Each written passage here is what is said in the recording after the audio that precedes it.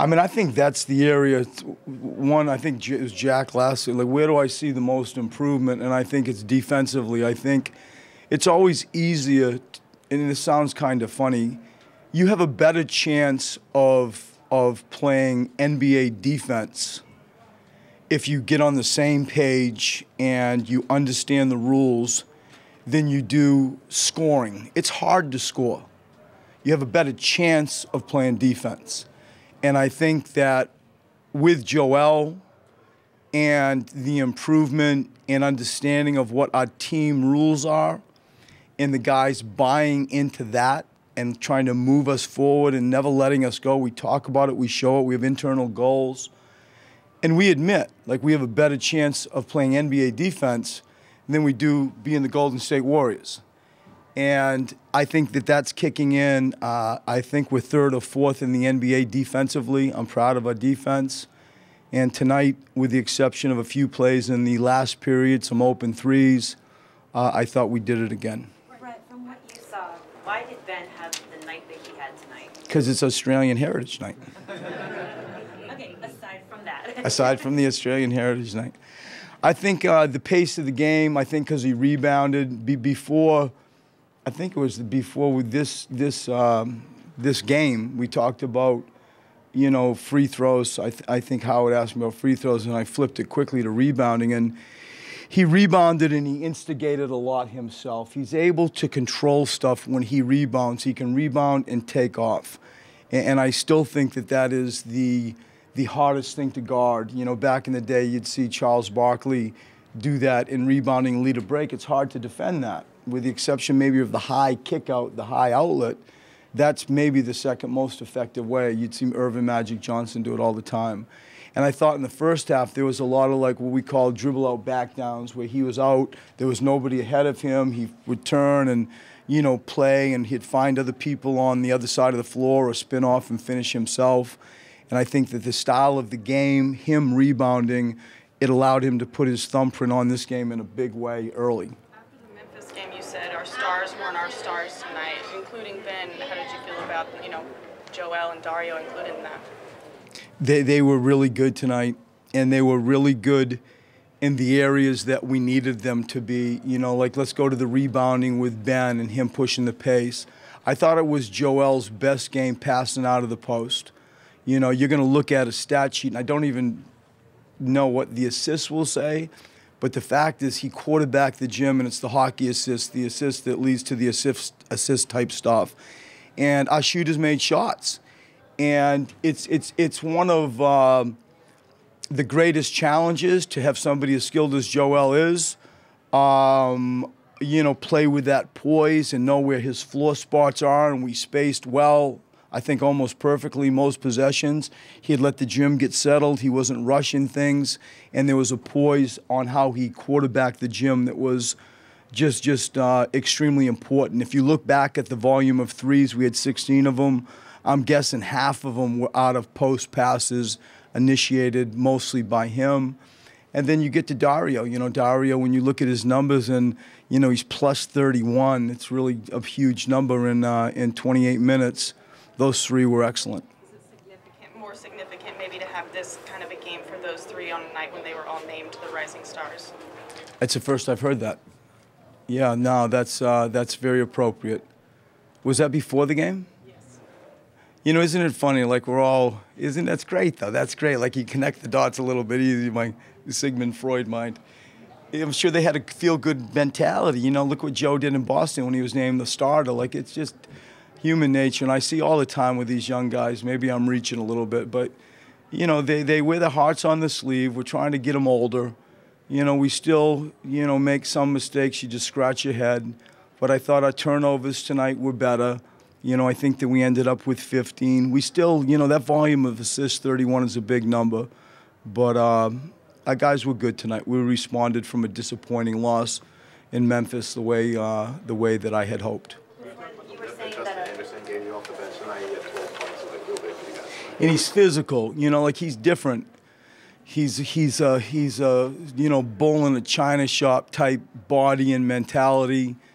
And, he's different than our wings. And when you go into a game without JJ, and I really feel the loss of JJ from a spirit, intellect, discipline, veteran standpoint, I really feel him not being around. You need some stuff. And I think that when you didn't have Jared Bayless and certainly JJ, and, you felt TJ a little bit. I thought Larry came in and was just solid.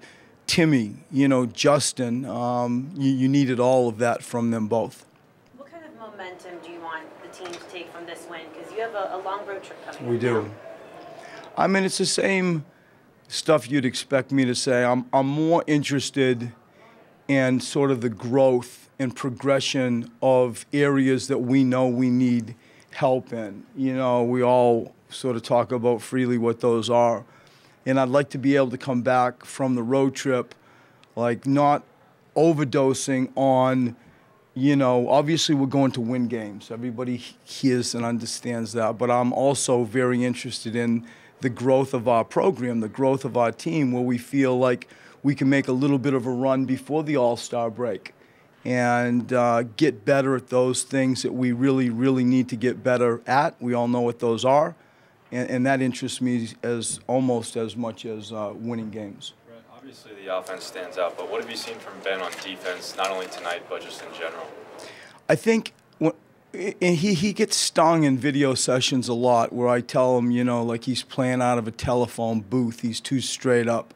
When he plays at about 6'6", and he can, like, bend his knees and get long, he covers so much ground. He's so deceptive with offline offensive players. If it's just me and you, it's a little bit more apparent. If I'm over here where Ben is and like he's a weak side defensive player and he starts playing just a little bit lower, people don't understand how much ground he really can cover when he's in more of a crouched position. And he gets deflections and steals and can close out to shooters. Our schemes defensively lately have been a lot of switching, with Luwawu and not JJ. We're a big team, and so we will switch a lot of 1 through 4 on-ball or off-ball screening or handoff situations. And in that environment, he's been excellent at communicating and talking early.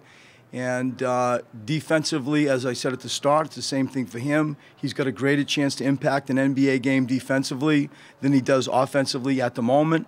I thought he was good on both sides of the ball, but I really see a growth and a prideful growth defensively. Player like Luwawu, obviously he's going to play more minutes starting, but gets into a rhythm the more he plays and becomes a better player for it. It'll help him when he goes back to the bench. I mean, of course, it's interesting when, what have we won? What is it, 9 out of 12 games or something like that? Like we've won a fair bit lately, and we have players that have been out. And because JJ is JJ, he gets healthy, you slot him back in. That's that. But really, like with Book and Rashawn, and Timmy's been playing well, and Jared Bayless is going to come back when he comes back, those guys are back in a little bit of a fist fight for minutes. And I think that's fair. I think it's the way that it should be. The team is winning, and it's kind of those guys' minutes to lose, in my opinion. And he's playing well. And you play minutes, and it's not erratic minutes. You get into a little bit of a rhythm and a rotation that is the holy grail of a player in the NBA. It doesn't happen very often when you're 22 or whatever years old he is. And so now he's been doing well. He's got to hold it, and it's my intention to reward it if he continues to play like he's playing. Talking about the Rising Stars selection, what's your reaction to having first Joel named to the All-Star team and all three, Dario, Ben, and him on the Rising Stars team? What does that mean about the franchise now? I think it's just a very sort of not negotiable example for our city that, we have players that people recognize, and the pain that we've endured is actually producing some fruits of our pain. And I'm proud of those guys that they can be recognized, but I'm especially proud of the city, the endurance that they have shown, our ownership group that they have shown, my coaching staff. There's a few guys in there that have been with us from the get-go. But, here we are, and We like the foundation, and we intend on building it through development and acquiring more down the road. But initially, it's a good statement for our program.